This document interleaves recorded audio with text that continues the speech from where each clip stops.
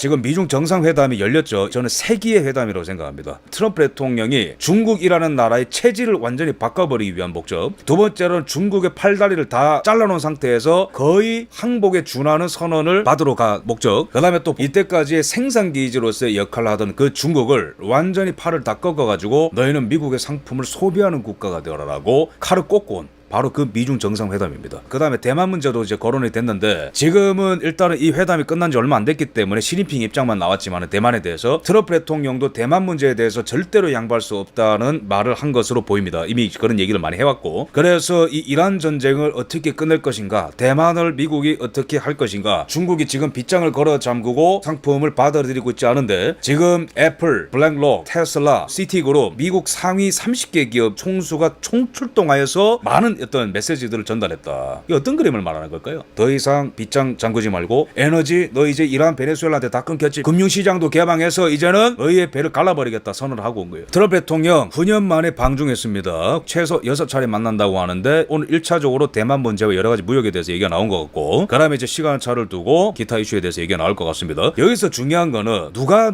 갖느냐가 굉장히 중요한 거예요. 제가 주목하는 거는 기업인들과 피텍세스가 관계 굉장히 중요합니다. 그 다음에 마르코 루비오 장관 원래 중국 입국이 금지됐었거든요. 워낙 방중을 세게 하는 분이기 때문에. 근데 마르코 루비오도 갔다, 스캇 베센트도 갔다, 그 다음에 USTR 대표도 갔다, 미국 기업 총수 다 갔다. 여기서 제가 중요하게 보는 거는 PTXS 전쟁부 장관이 간 거예요. 미국 국방부 장관이 대통령의 방중에 동행한 것은 72년 닉슨 방중 이후로 54년 만으로 이번 방문의 전략적 무게감이 단순한 무역 협상을 넘어서고 있음을 상징하고 있다. 굉장히 중요한 부분이에요. 이게 지금 무역 협상도 있고 기술 분야도 아젠다 중에 하나가 될 수 있겠지만 그것을 넘어설 의미가 있다. 이게 바로 전쟁부 장관의 목적이다. 그럼 뭐예요? 기업한테 문 열어.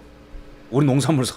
그 다음에 우리 금융기업들 들어갈 수 있도록 자본시장 개방해라. 안 해? 그러면 군사력 압박 들어가는 거예요. 어디로? 대만을 통해서. 맥시멈 프레셔, 최대 압박을 가하기 위해서 모든 사람들을 다 데려갔다 이런 말씀드립니다. 이 와중에 기초가 주목되는 게 장관들 가는 건 이해하겠는데 기업인들이 왜 이렇게 떼거리로 갔는가. 한국 언론들도 이걸 조명하고 있고 외신들도 조명하고 있는데 명단 보면 화려하죠. 애플, 블랙록, 블랙스톤, 보잉, 시티그룹, GE, 비자, 테슬라 뭐 다 갔습니다. 그죠? 마이크론, 엔비디아, 메타, 마스터카드 다 갔는데 왜 다 총출동했을까 중국한테? 간단합니다.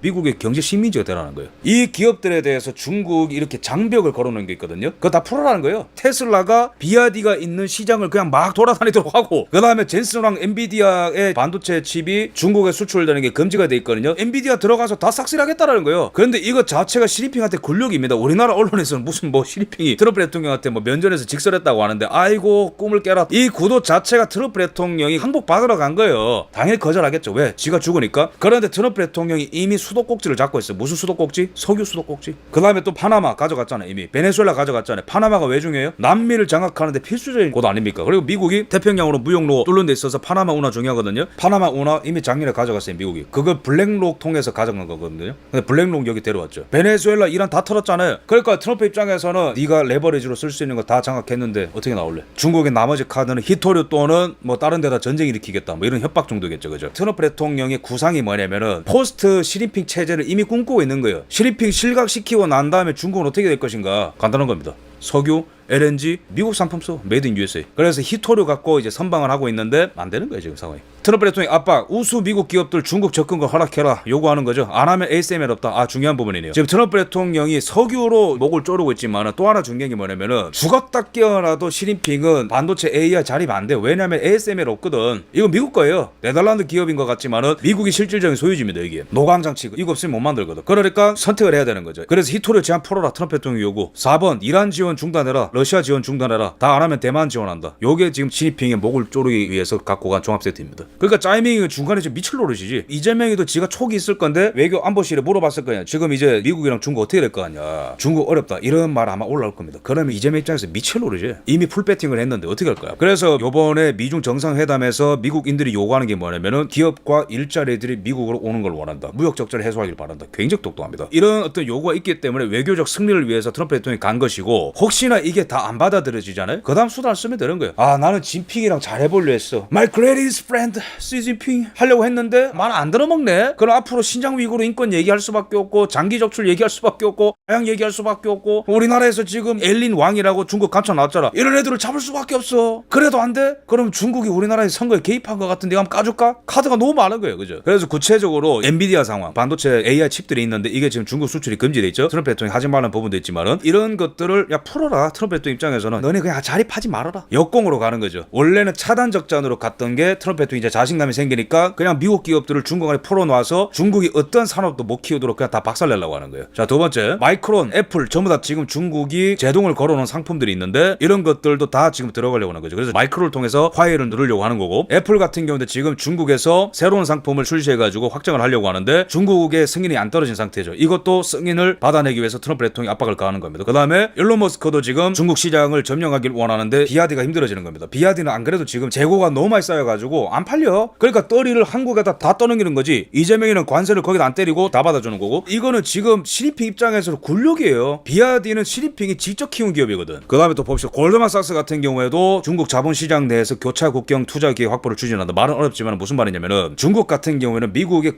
금융회사들한테 장벽을 세워놨기 때문에 중국 내에 투자할 수 있는 자본 규모라든가 투자처 같은 경우도 다 규제로 묶여 있어요. 그러니까 중국이 투자처로 찍어놓은 곳 규모 같은 거 다 설정해놨는데 골드만삭스가 원하는 거는 더 큰 규모의 투자의 자율성을 지금 요구하는 거예요. 그럼 만약 이거 열게 되잖아요. 중국 금융은 미국한테 종속되는 겁니다. 월가 갖고 노는 거예요. 그 다음에 시티그룹 같은 경우에도 트럼프 방중 시점에 맞춰서 완료되는 성과를 거두었다. 그러니까 라이센스 심사가 하나 통과가 되었는데 중국이 미국에 제공한 상징적 경제 개방 신호로 평가된다. 이미 무너지고 있는 거예요. 중국이 절대로 개방 안 하는 게 농산물 시장, 자동차, AI, 금융입니다. 이거 여는 순간 미국의 상위적 기업이 들어와서 싹쓸이하는 거거든요. 근데 자본시장은 특히 중국이 절대로 개방 안 했던 거예요. 그러니까 점진적으로 모택동이가 시장 개방을 한 건 맞아요. 근데 굉장히 이제 조금 못 열었고 사회주의 90% 10% 자본 개방으로 간 게 모택동 정책이에요. 문화대혁명 말아먹고 난 다음에 70년대 초반에 시장 개방을 통해서 우리가 미국에 종속되는 거 아니냐라는 운동이 많이 일어났지만은 등소평이가 밑에 이제 광둥부터 해가지고 여러 가지 도시를 돌면서 계속해서 설득을 한 거예요. 시장을 열어야 된다고. 그런데도 안 연 게 자본시장이에요. 그런데도 안 연 게 주식시장입니다. 그런데 이게 점점 열리고 있다는 것 자체가 중국이 미국한테 레버리지로 쓸 수 있는 게 많이 줄어들고 있다는 것입니다. 그다음 마스터카드, 블랙론, 보잉, 그러니까 뭐 비행기도 팔아라. 뭐냐면은 트럼프 대통령이 어떤 스타일입니까? 두 개 중에 하나 골라 이게 아니죠. 먹었을 때 체할 정도로 받아들일 수 없는 제안을 테이블에 다 올려놓고 상대가 정신 못 차리게 만드는 거예요. 한두 가지 중에 하나 골라 이래버리면 나 안 한다 이래버리거든요. 근데 절대로 받을 수 없는 거. 비행기사 쌀시장 개방해. 야, 시티그룹한테 이거 허가해줘. 블랙롱한테 허가해줘. 비아디 말고 테슬라 해. 그다음에 화웨이 말고 마이크론해. 야, 이거 말고 애플해. 그러니까 시피 입장에서는 듣다 보면 이게 미친다 이런 생각 드는 거예요. 그런데 트럼프 대통령이 이렇게 얘기하는 거죠. 아, 그래 안 해? 그러면은 우리는 군사적으로 들어갈 수밖에 없는 거야. 이란은 다 끝났거든. 그래서 트럼프 대통령이 중국에 출국하기 전에 기자들한테 뭐라 얘기했냐면은 이란 전쟁 끝내는데 중국의 도움이 필요합니까 물어보니까 트럼프 대통령이 굉장히 빠직하면서 돈 필요 없어. 이미 다 끝냈거든. 무슨 말이냐면은 군사적으로 이란에서 우리는 더 힘쓸 것이 없고 남아도는 전력은 얼마든지 아시아 쪽에 쓸 수 있을 거니까 그딴 말 하지 마라 그런 얘기하는 거예요. 그래서 시진핑 입장에서는 야, 이거 10가지 중에 한두 가지 받아줘야 이게 대만을 안 건드는 게 아닐까? 여기 안에서는 아마 난리가 났을 거예요. 시진핑 밑에서 참모들은.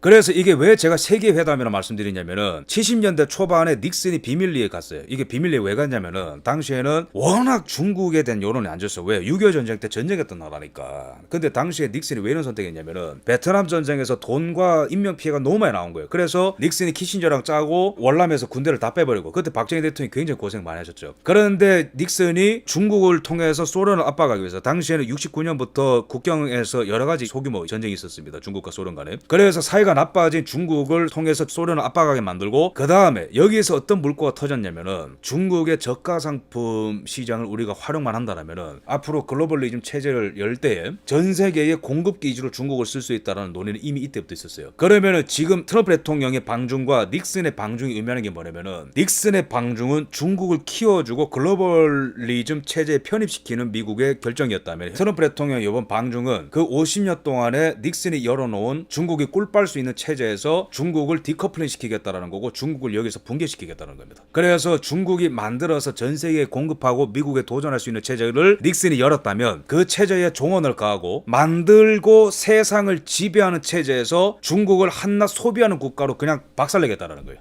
저는 트럼프 대통령이 마침내 성공한다 봅니다. 거의 다 왔다 봅니다.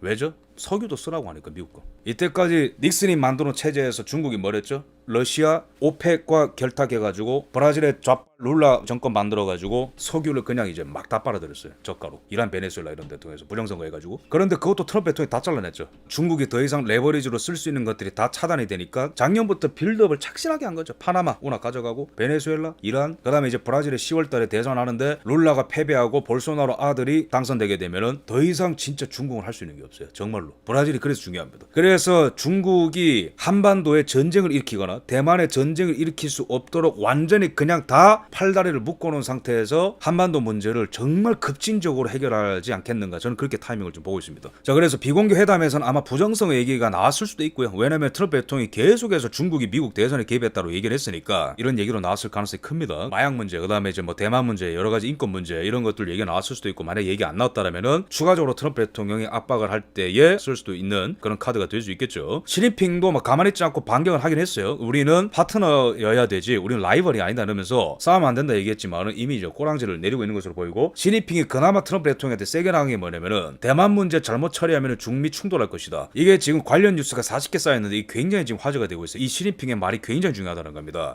시진핑의 마지막 남은 카드가 뭘까? 히토류 말고. 만약에 안 되면 진짜로 한 방 때릴 수 있다. 대만 당하고 있지만 않겠다. 그 얘기를 하고 난 다음에 트럼프 대통령과 시진핑이 이제 2차 미팅을 가졌는데 아까 표정이 굉장히 안 좋아요. 트럼프 대통령이. 대만 얘기가 나왔냐라고 기자가 물어보는데 트럼프 대통령이 대답을 안 합니다. 그 다음에 두 번째 타이완에 대해서 또 얘기가 나왔냐고 기자가 물어보니까 대답 안 하고 트럼프 대통령이 그냥 뒤를 돌아서 가버려요. 그래서 이게 트럼프 대통령이 시진핑이 받아들일 수 없는 엄청난 요구들을 다 하고, 그 다음에 시진핑이가 한마디 한 것 같아요. 대만에 대해서 얘기하지 마라. 잘못 처리하면 충돌이 날 수 있다. 미국이랑 중국이랑 전쟁 날 수도 있다. 그래서 트럼프 대통령이 이마 이거 말 안 듣는구만 이거. 끝까지 가려고 하는구나 이러면서 굉장히 이제 빈정이 많이 상했고, 속으로 이제 이거를 이제 앞으로 어떻게 해결해야 되는가, 어떤 수순으로 시진핑을 압박해야 되는가 아마 고민이 굉장히 많을 것으로 보입니다. 여기 나온 전문가의 말을 들으면서 무릎을 탁 쳤습니다. 이번에 미중 정상회담을 어떻게 전망하시냐라고 이제 묻는데 이분이 굉장히 여유롭게 미국은 세계 정세를 바꾸고 있어. 그리고 여러 국가들을 중국의 영향권 밖으로 밀어내고 있어. 그러면서 사례들을 쭉 얘기하는데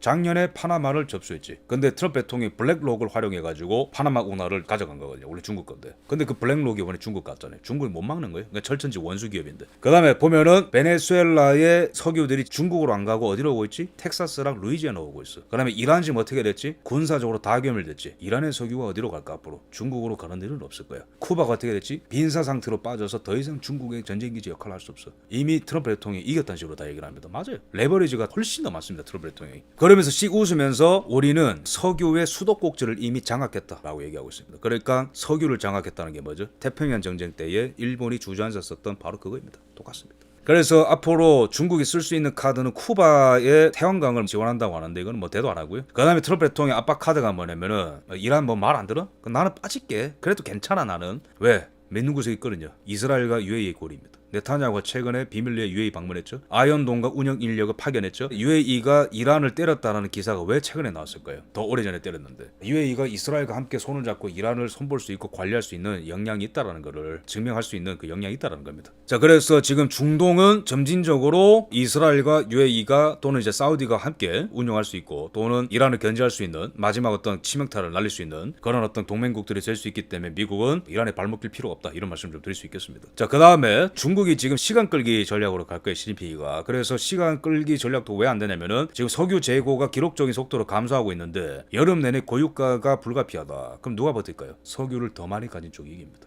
누가 갖고 있지 이거? 미국이 다 갖고 있어요 지금. 세계 원유 매장량 1등 베네수엘라, 3등 이란, 세계 석유 그 다음에 천연가스 생산량 1등 미국입니다. 이미 다 끝났어요. 그래서 남은 거는 러시아 정도인데 러시아 정도만 붕괴시키면 정말로 시진핑은 이제 할 게 없습니다. 중국 기업들 지금 어렵습니다. 캐피털 이코노믹스에 따르면 중국 기업 부채가 2019년 이후에 2배 수준으로 증가했지만 기업 매출은 약 30% 늘어나는데 그쳤다. 지금 이 기사가 말하는 게 뭐냐면은 중국 중앙정부의 부채가 지금 GDP의 300%, 그러니까 3배라는 거거든요. 미국보다 3배 높아요. 그러니까 금융위기로까지 번질 수 있다. 기업 부채가 2배 수준이고 기업 매출은 30% 늘어나 늘어났는데 그쳤다. 그러니까 부채는 200%인데 매출은 30%밖에 안 늘었고 이거 엄청난 침체 가운데 들어온 거예요. 전체 기업 3분의 1이 적자를 내고 있다. 기업들이. 금융기관들이 대출 만기를 연장하며 기업을 유지시키고 있는 것으로 분석됐다. 그러면은 뭘까요? 부채를 이만큼 쌓아놨는데도 아직도 중국 기업들과 정부가 붕괴하지 않은 것은 그나마 기업들이 세수를 채워주고 있는 거거든요. 근데 이 기업들마저 이제는 침체 가운데로 들어가고 중국이 미국 기업들을 받아들이게 되는 순간 더 어려운 매출 위기로 가는 거고, 그렇게 되면은 더 이상 세수가 안 들어오고 와르르 다 무너지는 구조라는 겁니다. 그래서 트럼프 대통령의 공격이 무서운 거예요.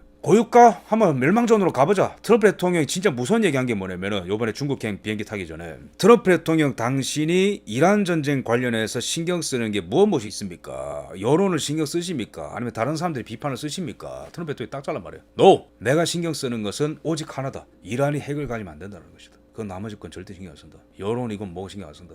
이 남은 2년 반 임기 내에 이 모든 걸 끝내야 된다는 걸 알고 있는 거예요. 그래서 시간전으로 갔을 때 중국은 수출이 메마릅니다. 수입 물가 폭등합니다. 그 다음에 중국에는 스태그플레이션이 이미 찾아왔고 침체가 심해지고 물가가 올라가는 건 되게 심해집니다. 기업 매출 감소합니다. 이제는 지방정부와 중앙정부의 부채가 이걸 못 견딥니다. 다 무너지는 거예요. 그러면은 무너지는 기업들을 만약에 미국이 인수하게 된다. 아마 트럼프 대통령 그것까지 구상하고 있을 거예요. M&A 같은 거 원래 이제 대가니까 그런 거 기업 인수합병 같은 거. 그러면은 미국 다국적 기업들이 들어와서 인수를 하고 나머지 이제 반도체나 자동차 기업들이 들어와서 중국은 그냥 소비하는 국가로 만드는 거. 미국의 꼬봉 중에 꼬봉으로 만드는 거. 그게 바로 트럼프 대통령이 원래 갖고 있었던 구상일 것이고, 트럼프 대통령이 몇십 년부터 얘기했던 거. 중국한테 끌려다니고 있다. 중국이 환율 조작으로 미국을 갖고 놀고 있다. 미국의 상품이 팔리지 않고 있다. 중국이란 나라를 손봐야 된다. 나는 중국한테 단 한 번도 진 적이 없다. 몇십 년 전부터 그 얘기했거든요. 그래서 중국을 미국의 꼬봉 국가로 만드는 거. 그냥 글로벌리즘 체제에서 하나의 국가, 생산 국가 아니고 그냥 조그마한 파일을 담당하는 국가. 그런 국가로 전락시키는 구상 트럼프 대통령한테 몇십 년 전에 있었을 것으로 보고 드디어 실현할 단계가 왔다. 그래도 말을 듣지 않으면 시진핑이가 미국 안에 있는 여러 가지 간첩들을 꺼낼 가능성이 커요. 그 대표적인 게 타이밍이 묘하죠. 트럼프 대통령 방중 전에 어떤 일이 있었죠? 중국 기업들 금융 제재하는 일이 있었습니다. 또 하나가 뭐죠? 캘리포니아에 있는 아카디아 시티에 있는 엘링 왕이라고 하는 이 간첩 혐의가 드러나서 이 사람 사임했죠. 이것 때문에 난리가 났습니다. 그죠? 아마 우리나라에도 이러한 자가 한 3,000명 되지 않을까, 정치인 중에. 근데 이 자가 소름 끼치는 게 뭐냐면은 중국에서 일어나는 학살이라든가 강제노동 같은 일들은 없다. 선전선동하도록 일을 했다는 건데 그냥 시민활동가가 아니고 시장이 됐다는 거지. 뭘 말하는 겁니까? 투표로 당선됐다는 거 아니에요, 이 사람이.